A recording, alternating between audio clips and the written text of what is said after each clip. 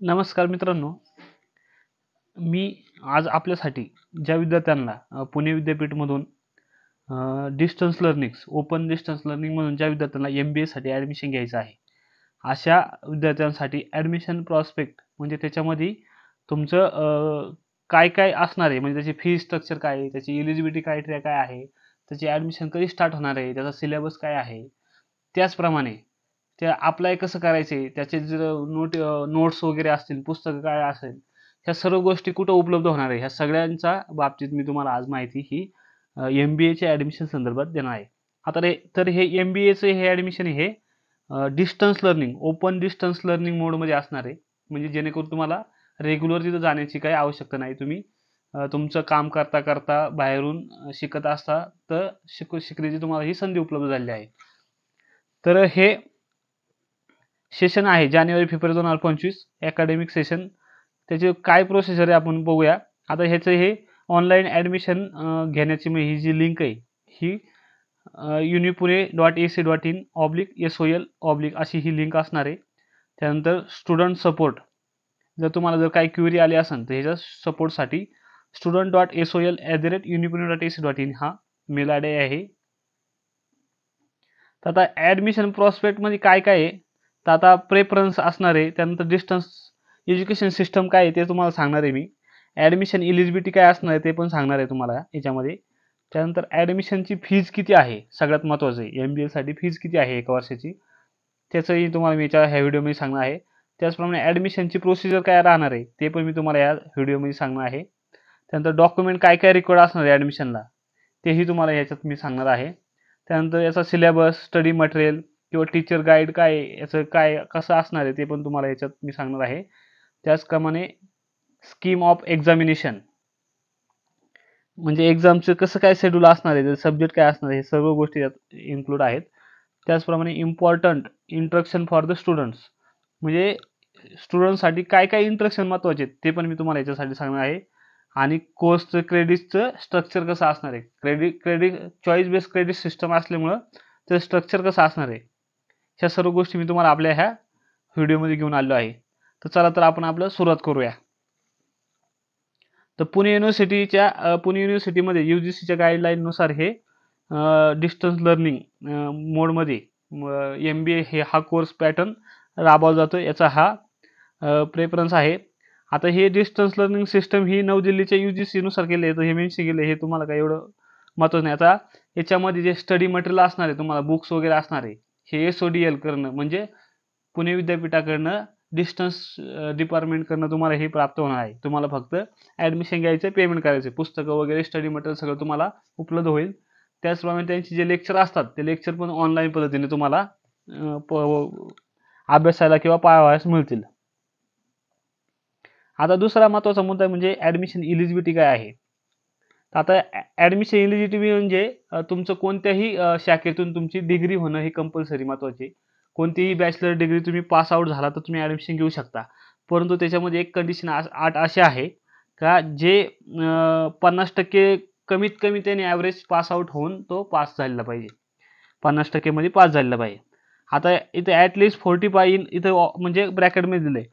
At least 45 in case of the candidate backward classes category, म्हणजे जे open category सोडून बाकी जे कॅटेगरी आहे त्यांच्यासाठी 45% हे पास आउट होणं कंपल्सरी आहे. म्हणजे तुम्हाला बॅचलर डिग्री ही कॅटेगरीसाठी 45% आणि ओपन कॅटेगरीसाठी 50% असं पास आउटचा क्रायटेरिया आहे. त्याचप्रमाणे दुसरं एक क्रायटेरिया असं दिलेलं आहे त्यांनी का याच्यामध्ये ॲडमिशन घ्यायचं असेल तुम्हाला तर याच्यात टोटल नंबर ऑफ सीट्स आहे 360, म्हणजे 360 ह्या तुम्हाला सीट भेटणं आहे. आणि त्याच्यामध्ये पण ते इथं पुढं म्हणले shall be allocated basis on category wise, म्हणजे तुमच्या रिझर्वेशन क्रायटेरियानुसार ते तुम्हाला ॲडमिशन होईल. आणि मेरिट लिस्ट ही तुमच्या पेपर म्हणजे ऑप्टेन मार्कनुसार तुमच्या एंट्रन्स एक्झामिनेशननुसार तुम्हाला हे पुणे युनिव्हर्सिटीच्या अगेन्स्ट असणार आहे. आता सगळ्यात महत्त्वाचा मुद्दा येतो का तुम्हाला MBA तर करायचं आहे बाहेरनं, पण त्याची फीज किती आहे. तर आता फीज आहे त्याला 33,430. ही तुम्हाला महाराष्ट्रातले जे विद्यार्थी आहेत महाराष्ट्रीयन त्यांच्यासाठी ही 33,430 रुपये फी राहणार आहे. आणि नॉन महाराष्ट्र जे पोरं आहेत त्यांच्यासाठी तुम्हाला 35,230 हे तुम्हाला एवढी फी तुम्हाला चार्ज असणार आहे. This fee need to be submit online during the admission process. म्हणजे तुम्हाला ही फी काय असं कुठं सेंटरला जाऊन वगैरे भरायची नाही, सगळं तुम्हाला ऑनलाईन पद्धतीने भरायचे आहे. आता याच्यामध्ये registration fee, tuition fee, eligibility fee, study material fee, study centre fee, regular examination fee, हे सगळ्या गोष्टी याच्यामध्ये इन्क्लूड आहे. तुम्हाला नंतर परत काय पेड करायची काही गरज नाही. त्याच्यामुळे तुम्हाला 33,430 मध्ये तुम्ही जर महाराष्ट्रीयन असाल तर तुम्ही याच्यामध्ये ॲडमिशन घेऊ शकता, आणि नॉन महाराष्ट्रीयन असाल तर 35,230 रुपयामध्ये तुम्ही MBA साठी प्रवेश घेऊ शकता. आता ही फी जी आहे ती फक्त एका वर्षाची आहे, अशी पर इयर प्रमाणे. आता सेकंड इयरला फीज थोडीफार कमी होईल.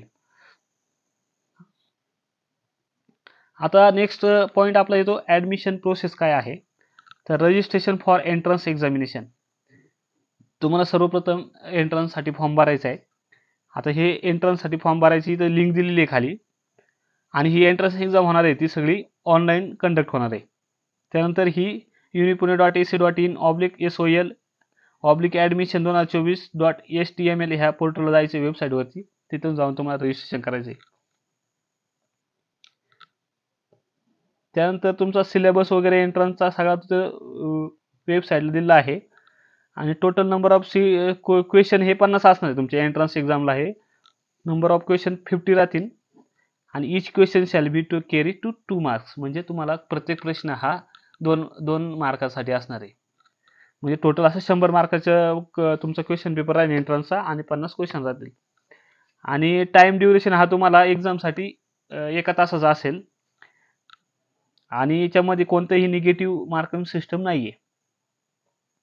आता मेरिट बेस्ड ऑफ ॲडमिशन, हे सगळं तुमचं जे एंट्रन्सचं जो स्कोरिंग होईल त्या स्कोरिंगप्रमाणे तुम्हाला हे ॲडमिशन भेटून जाईल, आणि त्याची मेरिट लिस्ट ही वेबसाईटवरती पब्लिश केली जाईल. त्यानंतर आता ऑनलाईन ॲडमिशन प्रोसेस काय असेल ते मेरिट बेसवरती तुमचं तर ॲडमिशन होणं आहे.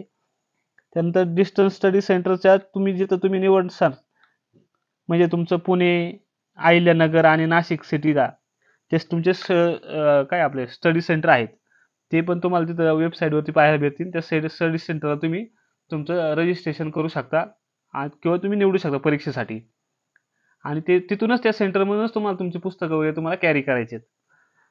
म्हणजे तुम्हाला पुणे युनिव्हर्सिटीमध्ये यायची गरज नाही. समजा अहिल्यानगर असेल किंवा नाशिक असेल, तिकडनं तुम्हाला पुण्यात यायची गरज नाही. तुम्ही तुमच्या तिथं जवळच्या सेंटरला तुम्ही कॉन्टॅक्ट करू शकता. आता candidate has been online payment करायचं, हे मगाशी आपण पॉईंट बघितलेला आहे. आणि प्रत्येक विद्यार्थ्यांनी पेमेंट केल्यानंतर त्याची रिसिप्ट फॉर्मची डाउनलोड करून त्याची प्रिंट आउट घ्यायची आहे. There is no need to scan upload any document while filling online admission form. म्हणजे तुम्ही ॲडमिशन फॉर्म घेताना कोणतेही डॉक्युमेंट स्कॅन करून अपलोड करायची गरज नाही. आता admission process study centre college. आता हे कॉलेजच्यासाठी तुम्हाला कॉलेजची ही प्रोसेस काही गरज नाही, पण शक्यतो काय त्याची तुम्ही फॉर्म भरले त्याची प्रिंट आउट घेऊन त्या तिथं सेंटरला जमा करायचे आहे. बाकी प्रोसेस ठीकच आहे. आता यासाठी डॉक्युमेंट रिक्वायर्ड काय हे महत्त्वाचं आहे. तुम्हाला ॲडमिशन फॉर्म सगळ्यात महत्त्वाचं, तुम्ही फॉर्म भरल्यानंतर तुमचा ॲडमिशन फॉर्म ओरिजिनल, त्याची झेरॉक्स कॉपी, त्यानंतर तुमचा ABC ID कसा क्रिएट करायचा या संदर्भातला व्हिडिओ मी यापूर्वी आपल्या चॅनलवरती टाकलेला आहे, तो बघून घ्या वाटलं असतं. त्याची लिंक मी खाली व्हिडिओच्या खाली देऊन टाकेन. त्यानंतर मार्कशीट आणि बॅचलर डिग्री तुमचे झेरॉक्स पाहिजे, 10वी आणि 12वीचे सर्टिफिकेटचे झेरॉक्स पाहिजे, आणि तुमचं changes study name if any original. जर तुमचं जर स्टुडंटनी कोणतं नावात वगैरे काही चेंजेस झाले असेल तर तुम्ही ते चेंजेस नावाचं काय प्रूफ द्यायचे. त्यानंतर तुमचा TC असेल किंवा मायग्रेशन असेल, आता समजा बाहेरच्या युनिव्हर्सिटीतून तुम्ही जर पुणे युनिव्हर्सिटीला असाल तुम्हाला हे मायग्रेशन कंपल्सरी आहे, आणि पुणे युनिव्हर्सिटीत तुम्ही अगोदर शिकले असेल तर तुम्हाला ट्रान्सफर सर्टिफिकेटची काही मायग्रेशन सर्टिफिकेटची काही गरज नाही, ट्रान्सफर सर्टिफिकेट तर लागणार आहे. आता ट्रान्सफर सर्टिफिकेट LC म्हणजे लिव्हिंग सर्टिफिकेट आणि ट्रान्सफर सर्टिफिकेट हा एकच राहतं. त्याचप्रमाणे तुम्ही आता इथे ते मेन्शन केले ॲफिलिएटेड पुणे असेल तर काय असेल ते. त्याचप्रमाणे तुमचं सिलेबस आणि स्टडी मटेरियल संदर्भातला आणि टीचर गाईड हे सगळं युनिव्हर्सिटीच्या वेबसाईटवरती इथं दिलेले सगळे इन्फॉर्मेशन. आता स्कीम ऑफ एक्झामिनेशन.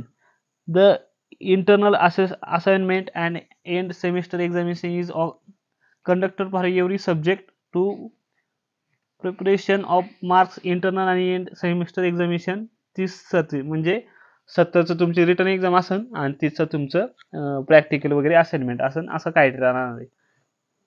तुमची इंटरनल असाइनमेंट तुमचं स्टडी सेंटर तुमचं हे कंडक्ट करेल. त्यानंतर तुमची एंड सेमिस्टर एक्झाम ही तुमची इयर एंडिंगला असेल. आता इथे खाली एक महत्त्वाचं मेन्शन केलं आहे, to complete the course minimum 40 marks in required in each subject. म्हणजे तुम्हाला तुमचा जर कोर्स कंप्लीट करायचा असेल तर प्रत्येक सब्जेक्टला कमीत कमी 40% मार्क पडणे हे अपेक्षित आहे. आता हा MBA कोर्स हा त्याचं ड्युरेशन आहे 2 इयर्ससाठी. तुम्ही 2 वर्षासाठी तुम्ही हे MBA करू शकता आणि मॅक्झिमम 4 वर्षे. म्हणजे एका विद्यार्थ्याने ॲडमिशन घेतलं 2025ला आणि तो म्हणून मी फर्स्ट इयर कंप्लीट केलं 25ला आणि 28-29ला मी हे करेन 30ला मी सेकंड इयर कंप्लीट करेन, असं होणार नाही. म्हणजे तुम्ही एकदा ॲडमिशन घेतलं त्याचा कमीत कमी 4 वर्षांनी तुम्हाला हे कंप्लीट करणं महत्त्वाचं आहे.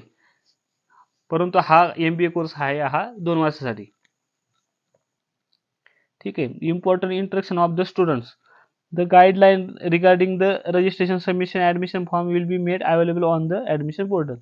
आता हे सगळे तुम्हाला form, ABC ID, user ID create कसं करायचं हे संदर्भातला मी व्हिडिओ तुम्हाला नक्कीच घेऊन येणार आहे. आता हे सध्या ॲडमिशन संदर्भातलं हे मी तुमच्यासाठी घेऊन आलो होतो ही माहिती फक्त. ज्या विद्यार्थ्यांना MBA करण्याची इच्छा आहे. MBA programming has total 110 credits. म्हणजे हे टोटल 110 क्रेडिट तुम्हाला घेणं हे बंधनकारक आहे. सेमिस्टरला 6 क्रेडिट, सेमिस्टर 2ला 6 क्रेडिट नाही, सेमिस्टर 1ला 24 क्रेडिट, सेमिस्टर 2ला 24, सेमिस्टर 3ला 26 आणि सेमिस्टर 4ला 26 क्रेडिट आणि एनी सेमिस्टर मॉक काय असेल त्याला 10 क्रेडिट. म्हणजे असे टोटल 110 क्रेडिट कंप्लीट करणं तुम्हाला आवश्यक आहे. आता याच्यामध्ये पण तुम्हाला चॉईस बाय सब्जेक्ट असतात चॉईस क्रेडिट सिस्टमला. हे सर्व क्रेडिट सिस्टमचे सब्जेक्टचे तुम्हाला इथं 4 क्रेडिटचे, काही 2 क्रेडिटचे असतात, काही 6 क्रेडिटचे असतात. हे सगळं तुम्हाला इथं सब्जेक्टची लिस्ट दिलेली आहे. आता ह्या PDFची लिंक किंवा हे कसं चेक करायचं याची लिंक पण मी व्हिडिओच्या खाली देणार आहे. तुम्ही एकदा ती सविस्तर पाहून घ्या. आणि तुमचं जे स्पेशलायझेशन आहे ते ह्युमन रिसोर्स मॅनेजमेंट, मार्केटिंगमध्ये करू शकता, फायनान्शियलमध्ये करू शकता, इंटर्नशिपमध्ये करू शकता, प्रोजेक्ट मॅनेजमेंटमध्ये करू शकता, इंटरनॅशनल बिझनेसमध्ये करू शकता. म्हणजे भरपूर सारे तुम्हाला ऑप्शन आहेत.